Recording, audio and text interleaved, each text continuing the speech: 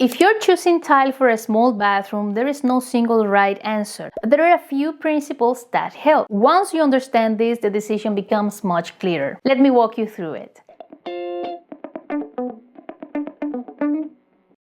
The main thing to think about with tile size is grout lines. Every grout line creates a visual break. So the question becomes, do you want your eye to move smoothly across the surface, or do you want to see more pattern and texture? Neither is wrong. It's about the feel you're going for. A calm, minimal bathroom has fewer visual breaks. A more detailed, textured bathroom shows the tile pattern more clearly. So here is what to consider. First, color and undertones, and this is actually more important than size. In a small bathroom, busy patterns or heavily veined tiles can make the space feel cluttered. Simpler tiles with subtle variation usually work better. But the biggest thing is undertones. If you're mixing tiles, say one on the walls and one on the floor, they need to have compatible undertones. For example, a warm trim tile next to a cool gray tile will feel off, even if they're both neutral, because the undertone needs to speak the same language. And lighter, neutral tones tend to reflect more light, which helps a space feel more open.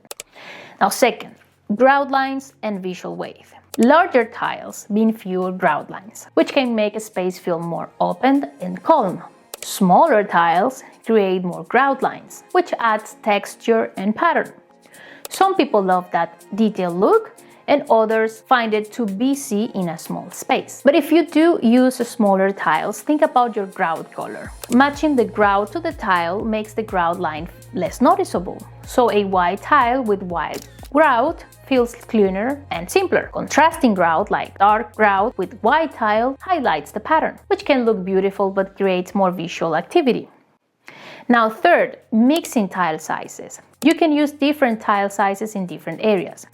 For example, you might use one size on the walls and a different size on the shower floor. Small mosaic on the shower floor, like hexagon or penny rounds, gives you better traction and creates a nice contrast. You can also mix multiple tile sizes throughout the bathroom. That can create a really beautiful, intentional pattern. But this takes more design skills to pull off well. If the sizes, colors, or finishes start to vary too much, it can feel chaotic instead of cohesive.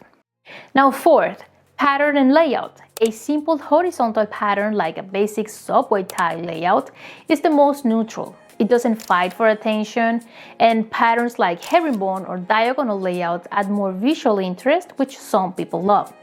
But in a small bathroom, you're working with a limited space, so every choice has more impact. The busier the pattern, the more active the room feels. So here is the framework. Decide first what feeling you want. If you want calm and timeless, lean toward simple tiles with subtle variation, matching undertones, and fewer grout lines, and simple patterns. If you want more texture and detail, you can add that through smaller tiles, contrasting grout, or mixed size, as long as the undertones stay cohesive. There is no wrong answer. It's about understanding the trade-offs and choosing what fits your taste. I get why most people get overwhelmed by tile choices, because they're trying to find the right answer. But once you understand that it's really about color harmony, grout lines, and visual weight, the decision becomes about your personal preference and not a rule you have to follow. If you have a question about your bathroom or a renovation decision you're working through, leave it in the comments. I read them and use them for future videos. Thanks for watching.